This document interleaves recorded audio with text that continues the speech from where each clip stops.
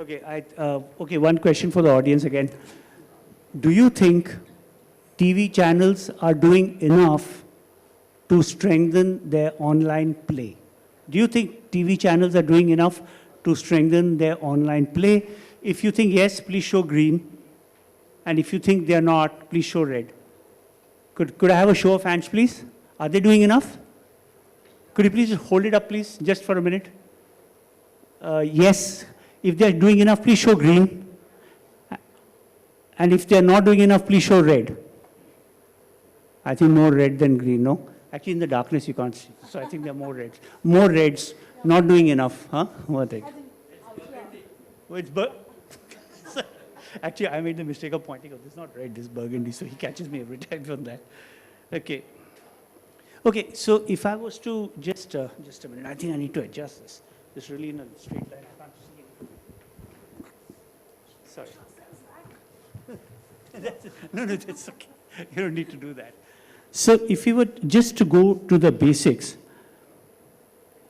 why do advertisers go to news channels? Can you just, Anita, would you like to start? Just before we move to anything else. Firstly, thank you for having me, Shrikant. Come on, Anita. Thanks for coming. Why do advertisers choose any channels at all? I think it is for audiences. Okay. You know, it's up to the channels as to what kind of audiences they provide. Yeah, news has a different set of audiences. GCs have different set of audiences. But primarily, I think when advertisers go onto any channel, it is you're going after the audiences, and that you slice and dice. Sure. You know, but why news channels? News channels, honestly. They play a variety of roles, if you ask me. Yesteryears, and going back to what Mona was saying, we belong to the same fraternity back then, and now we are in different places. Right. Yeah, but the fact is that we used to use news channels, you know, and especially English news channels, in spite of no ratings. And, you know, it was the qualitative aspect, and, you know, it gave you a certain amount of premiumness, and you were very sure. The gut that you had was very sure that the premium audiences are watching those English news. And one can go back to the 9 p.m. news with Pranay Roy as well, you know. So one is talking about those kind of audiences. Slowly, as you moved, they became frequency channels. You know, it was almost like, you know, you build your reach through GECs and you take on news because they will build frequency, and they were efficient in the kind of frequency that they were building. Right. Then came this whole thing of news channels being used for trade. Because my, you know, guy sitting there, my dealer or retailer or whoever sitting there who's selling my product categories will get a boost because all day long there is a, you know, ABP or a Najtak running on his television at the point of sale. So that became a huge thing of trade, because every time you wanted to incentivize trade or wanted to push something, that's when news became what it was. I think now it's playing a dual role to my mind. Frequency for sure, efficiencies for sure, and I think if you use them intelligently, then they also play a role of reach builders. You know, so what is the kind of incremental reach to a particular set of audience that you're talking about? Okay. So that's the way, you know, you see news channels being used in various avatars. Right. Mansi, would you like to add in something to it? Also, yeah, sure. Am I audible? You could just tap it once. Yeah, it's good. Just hold it close, yeah. I'm going to use your place card holders. Yeah, so sure. it's a question to the audience, which is... Sure. Thank you. So I'm going to say reach, frequency, and affinity, right? So when I say reach, please hold up your flashcard and say if it's for reach. Green means yes, news is for reach. Burgundy means that it's not. So reach, how many of you feel that news is for reach? Great, it's a lot of people. Are we filled with news broadcasters out here? So I do see like a sea of green and burgundy out here. When I say frequency, all green out here. Much more resounding, response for frequency, and for affinity. Again out here. So it was a kind of a mixed response for reach and a higher resounding response for affinity and frequency. So definitely, and I think as Anita said, you know, it serves a multitude of roles. So in the yesteryears, you know, news channels would be used for frequency, and when the planner's constructing or when the advertiser is basically given a brief and they want to reach out to X amount of audience, then you know that, the reach genres used to be typically the cricket genres or the general entertainment genres, and then you looked upon some of the other genres to build your entire frequency, and that's where the news channels would come in. But that is a philosophy of yesteryear, and it's now changed. If you were to see how the audiences have also evolved, and especially with COVID, one did understand that news channels have a viewership and a standing of their own. They are affinity audiences, and they might cater to different audiences, right? English news channels will have their own set of audiences. It'll have a CX or a higher profile audiences. And of course, one doesn't just use the parameter of TVR to make that decision. And then Hindi news channels would have their own sort of audiences, as we said. Even retailers, we know, for example, the business news channels out there, which would have a totally trade-oriented audience. And there's one interesting one, which a study that we've done, say, for example, if you've taken, say, cricket, say, a bilateral series, and a bilateral series would give you somewhere around a 200 million audience base. Would news be able to give you that base? The answer is yes. So what one bilateral series can give you, maybe a 2-month concerted amount of activity on news channels can give you that similar type of reach. So the answer is, how do you basically build up your plan? So it could serve a reach objective, it could also serve a frequency objective, and it definitely is an affinity medium. Yeah, thanks. Thank you. Samir, you have a different perspective. You're an advertiser perspective. You've seen Policy Bazaar. Could you just tap it? Not working? Yeah, it's working. Yeah. So you've seen Policy Bazaar. You've been in Policy Bazaar for some time, and you've seen it grow. How has your view of using news channels changed as your business has grown? Sure. So I think first of all, talking about the previous question, why do advertisers choose news channels? I think, first of all, I come from an insurance background. I come from an insurance brand. And for a lot of brands in the BFSI space, the TG is predominantly male. It is also partially female. A lot of news channels, like Mansi said, are very high affinity channels, especially when you want to reach out to male audiences. So they aggregate a lot of male audiences in the country, which is one of the main reasons why a lot of brands in the BFSI category would choose these channels. I think also from a qualitative point of view, every brand wants to advertise to decision makers for their respective categories. From a qualitative point of view, I think a lot of people who are consuming news, they want to be aware. They would presumably do a lot of research, and they would end up being the primary decision makers for a lot of categories.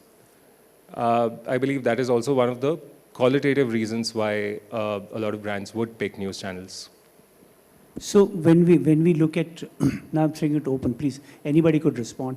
When we look at online video, the reasons for which brands go to news channels, do those reasons obtain when you're looking at online video news?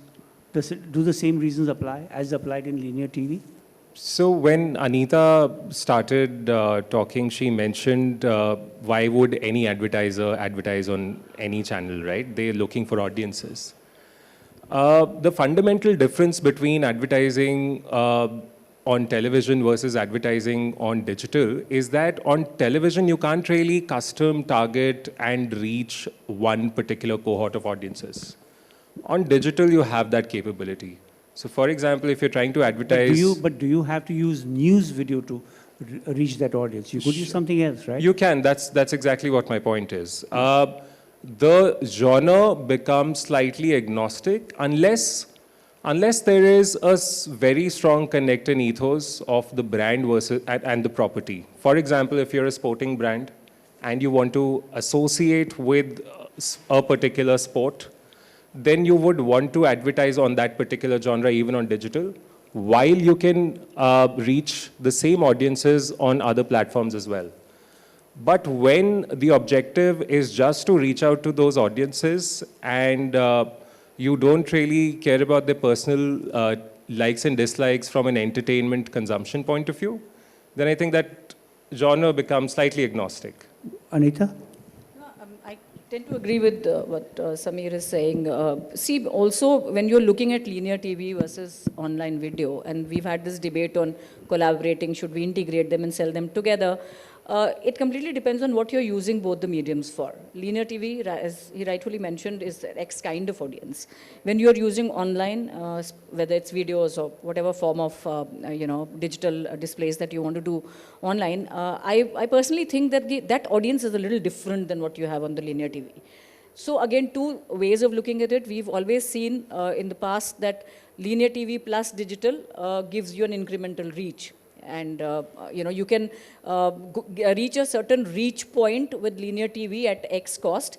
After that, an incremental reach really costs you one hell of a lot. And there've been enough studies and use cases where they say that if you layer digital with linear TV, then the incremental reach that you get comes at a much lower cost.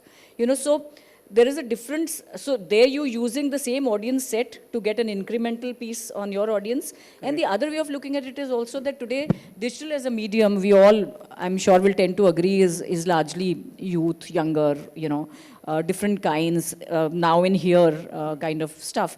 So there is a new set of audiences that are sitting there, and there is a new set of audiences whom you are advertising to. So your money, your buck is going behind that audience. Unlike in linear TV where you don't know which part of your advertising money is being wasted really. So I think it serves both the purposes depending on how you want to use it and how you want to use the data. Okay, Mansi? I think both Anita and Samir have touched upon that aspect. And so I'm just going to touch upon a slightly bit more different aspect, which is what the ecosystem, the changes in the ecosystem that we're seeing right now. So you do know that India has about a 210 million CNS base, right? Of which 70 million would be the DTH base. Okay. And the new base, which is the connected TV base, is booming right now. And that how large is that? Is there a... Great. That's about 25 million It's 25. households. Okay. These numbers are all households. Correct. So 210 million households, 70 million DTH households. And this entire connected TV base household, which is of about 25 million, and these are only assumptions because there's no hardcore data, but there is enough evidence to show that there is a fair amount of migration from DTH to connected TV households. Because this is all about the fact that from COVID, you got your internet connection, then the fact that, you had to have a child at home, and he was, in any case, he had to be, studying all day long, so you got an internet connection, so you basically got your OTTs on the platform, you had smart TVs, all TVs sold nowadays are only smart TVs. Right. So it's a booming base, and there are, again, KPMG estimates that this base might increase to some 40 million. What's happening is the consumption of, and especially by a certain strata of the society, which is the slightly upper strata of the society, is now happening via the connected TV. And when I say connected TV, then that becomes an online medium, right? Correct. So there is a fair amount of now viewership that is happening on this base as well. And that's the same amount, that's the same audience that was watching TV, but has now just replaced that device, the television, to the connected TV. I know it's all very early, but is there a guess, is there an estimate to how much of these 25 million households actually are DTH cord cutters basically, is that right? Right. What's a sense, or take a guess, I mean just a sense, would half of them have been primarily DTH like that? A very large number? There's a fair amount of assumption, as I said, that all of these migrations are happening from the DTH. So they're the cord cutters. The cord nevers, in any case, were a very small base in India, right, in the upper strata, not in the lower strata. Right. But, so that's one point that we need to keep in mind, the online video. In any case, again, as newer, younger audiences come into the fold, again, there is a fair amount of online consumption of news channels. The go-to platform for consumption of news becomes the news platforms. And hence, online news would have a huge exponential growth in terms of viewership as more and more younger people come into the fold. So, and of course, the benefit of the online platform being that you can custom target audience and you can reach out to specific cohorts. Since the audience is primarily from the television business, does it seem to you, because, does it seem to you that if they want, so let's say the TV news segment is special in that sense in linear TV because a certain type of audience comes and watches it, let's say male, okay? Or if you want to create buzz, reach, whatever. If you were on the TV side, okay, what would you do to make sure that your video, let's say, that your videos are special in the same way that your videos are special on linear TV? I don't think I'm putting that very well. But my point is that news channels occupy a certain special place in linear TV, okay? But as we discussed just now, that you're saying that it could become genre agnostic because as long as you reach that audience, whatever cuts, it works, right? So if you were to look at it from a TV channel's point of view, what could they do to retain that audience, or can they not retain it? Am I still not clear? I think I got the Okay. gist of the question. Huh. So I think the fundamental difference between, let's say, linear TV and digital video consumption is also the amount of time a viewer devotes to consuming that content, right? On television, tends to be slightly higher, wherein context setting and then going on to news, then getting perspectives from experts is usually the format that's followed in Right. news. While digital, it's relatively lesser amount of time that a viewer or a consumer devotes to any kind of a video. So I think it needs to be treated very, very separately. So if, let's say, like you initially said, if you were on the other side, what would you do? I think repackaging the same content for digital is what a lot of players decide to do for various reasons, cost and other reasons as well. I think it needs to be treated separately. It's a different medium. The audience is different. Their behavior is different. The time they're devoting is very, very different. So the kind of content you put out, the way you package it, the duration for which you post it and publish it, should be very, very different. A lot of things need to be very, very concise because in TV people tend to set very, very long contexts. Right. So I think for that you also need to have very, very specialized and dedicated teams to publish that kind of content. That is one. And another point is that most of the news channels you see also have a feed running on digital. Whether it's a live feed on YouTube or live TV's option on connected TV or on their own website. Some of them choose to sell that inventory separately. Some of them don't. Some of them you'll see the same feed from an advertising point of view as well. The same ad would be there on television, on digital, etc. Right. That, I believe, should be a consolidated offering. That, I believe, should be sold as a package to consumers, to advertisers, as opposed to splitting every piece and selling separately, because the scale is very different. In a format like cricket, where there's humongous scale, it's a slightly separate decision. Yeah. But something like news, yeah. So there's the TV feed, irrespective of what platform somebody's viewing it on. It's one feed. I can view it on a linear TV, I can view it on a connected TV, etc. But if you want to package something very differently and show it to different audiences, because I think one of the points Anita made was that the kind of viewers, the kind of consumers you're getting on digital versus on TV are slightly different in their composition. So I think they need to be treated differently and they need to be served different kind of content also. To add to this, I think it is the consumption of formats by the audiences on different platforms is very, very important, how you play it out to them. We all know that... Sorry, could you repeat that? I didn't get that. I said the content consumption Correct. on various platforms by various audiences is very Right, different. right. Like one rightfully said that, when you're sitting in front of linear TV, you're in that mold to, okay, listen to discussion, screaming, shouting, whatever happens. Yeah, all that, but you have your ears to that and you spend some more time. Unlike online, if you're there, then we all know short videos work the best, yeah? Short form videos are the one, I mean, there are enough studies which say that, because it's the audience on the go, they want everything fast. So the way you actually package that content for them is going to be very, very different.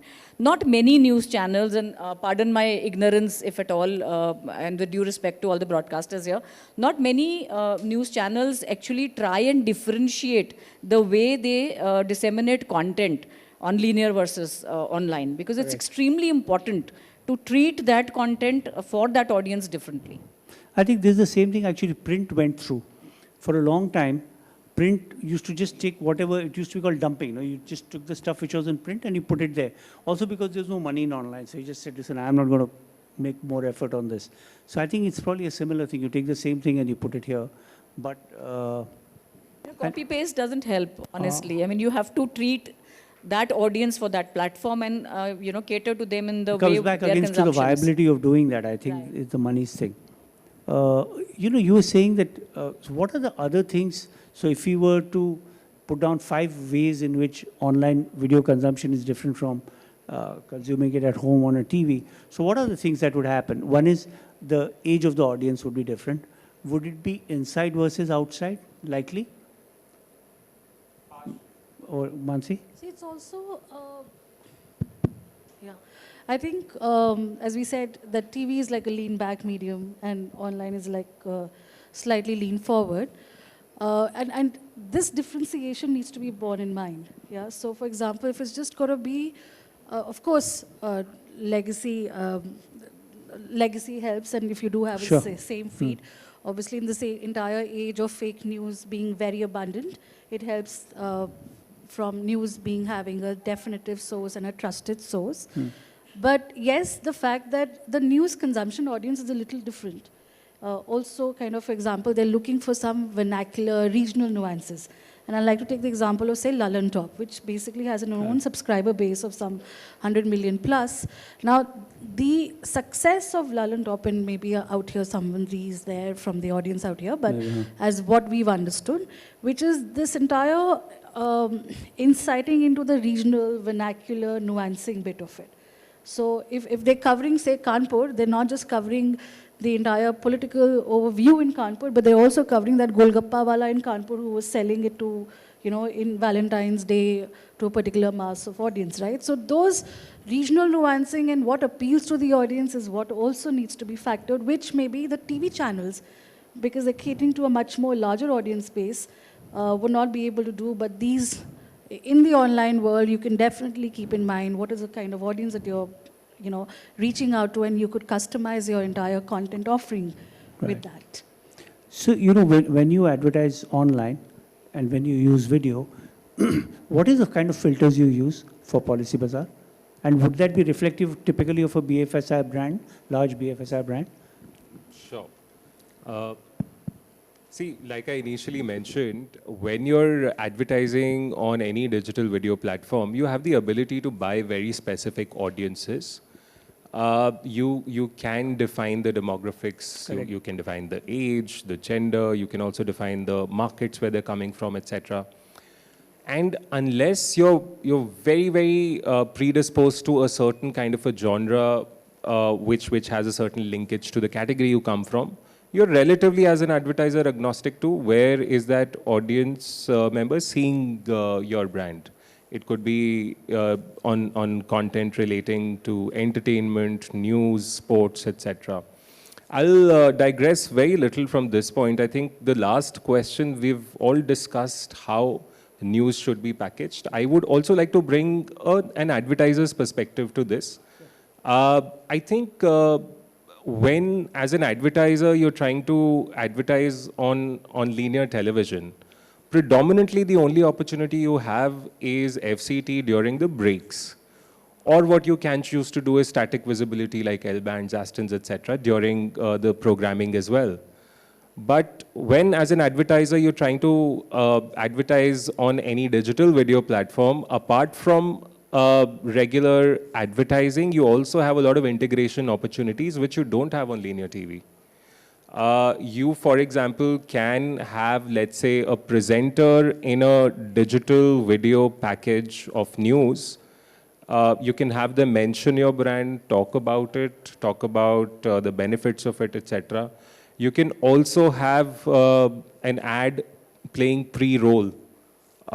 And you have multiple other opportunities available which you don't get on linear television. So the amount of flexibility, the amount of opportunities you have as an advertiser, they're immense on digital video. So I think that's another important point we should look at. Okay. Anita, does connected TV excite you as a marketer? I was actually on a CTV symposium 2 days back, and we were discussing this whole thing. See, the audiences are moving there. The only problem with connected TV today is the data. We had a lot of discussion on, how would you use first-party data for connected TV, and, how would brands look at it and stuff like that. But unfortunately, while the audiences, and as Mansi said, that the audiences in a certain strata are really moving. I mean, I got my DTH connection out 2 years back, right? So if I want to watch, anything on big screen, obviously it is connected TV, right? Because now the way the smart TVs are happening, the OEMs have already integrated the, the apps into it, so it becomes far more easier, to kind of go there. CTV is galloping. 2 years back when I was at Z5, we were talking about 22 million. Yeah, today we are talking about a good 30-35 million. And there is no body which tracks or monitors this data, but we would assume the way things are moving, especially in the metros, that connected TV will have a much larger base. Just because now, sorry, a very elementary question. Today, can you track whether something has been viewed on a connected TV, connected TV? the screen? You can. Yeah. How accurately is? Pretty accurate? How do you do that? Pretty accurately. Yeah? Yeah. Okay. So I'm not too sure about, if it is as accurate as that is, because all you're getting, the data that you're getting in terms of your advertising happening on connected TV is coming to you from the platform that you're advertising on. And the data actually rests on their server. So there is no third-party monitoring that happens. For example, if I'm advertising with C5 or a Sony Live today, they will give me their server data on so many impressions which have happened on their connected TV. So I have no, way of actually ratifying that data point today. So we have to believe the channels to do that. Yeah, there are people like MIQ and all who are doing it. Some DSPs are doing it. But I think it's to my mind, it's in the nascent stage, and for us, research has always been an issue, and monitoring and, getting data has always been an issue. But I think we should get there, and like you said, if 5 years from now we are talking in this discussion, connected TV discussions in terms of monitoring and what they're delivering should be part of it. Okay. All right. Is there anything else you'd like to add, or I could just ask? Does anybody have a question here, please, for any of those panelists? I'm sorry, actually today, no, we haven't had time for audience. I love audience questions, but Siddharth? No? Susmita? No? Okay. Actually, I'm going to do a plug-in just because it's a little relevant. Please. You have 2 minutes which I don't normally do, but Group M does have a connected TV offering, and it's and wherein we basically have, and it's a DSP, so we do basically amass a lot of audiences, and there's a lot of now accuracy that can go into in figuring out who's the audience that we are talking to. So yes, across all the OTT platforms, in fact, the connected TV base also takes into account the entire ecosystem, whether it's a Samsung TV or whether it's the other OEM TVs. So there's a lot which is happening in this entire ecosystem, and yes, I think all of us are fast moving into that measurable space, and this ecosystem is changing. Tell me something, one last question really. Connected TV in the last 6 months, the number of times I've heard it, maybe in the last 90 days, it's incredible. Every day, once you hear it from somebody or the other. Will this keep gathering pace, or might it hit a plateau at a certain point? this penetration of... I think it is already gaining pace in the urban areas. I am not too sure about, tier 2, tier 3 cities, because, I mean, the audience behavior and consumption is very different there.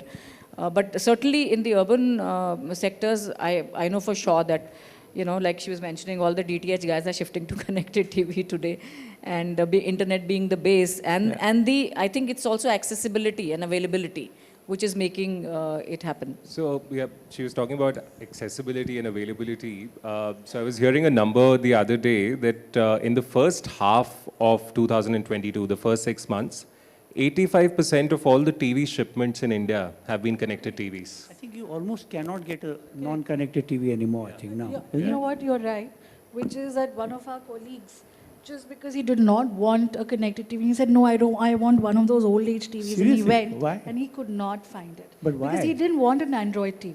Achha, He said, I do not want it. Seriously? And he could not find a normal one. Really? So I think all TVs, and we do have clients who are our consumer durable clients, and all their TVs are smart TVs now. Okay. So I'm surprised we didn't have a session on connected TVs. Our research was pretty clearly flawed on that score. This partially became a session on connected TVs, I guess. That's true. Okay, folks, thank you very much. Also, Anita, I promised you by 4:30, it's 4:28, okay? So she has to go for an appointment. Thank you very much.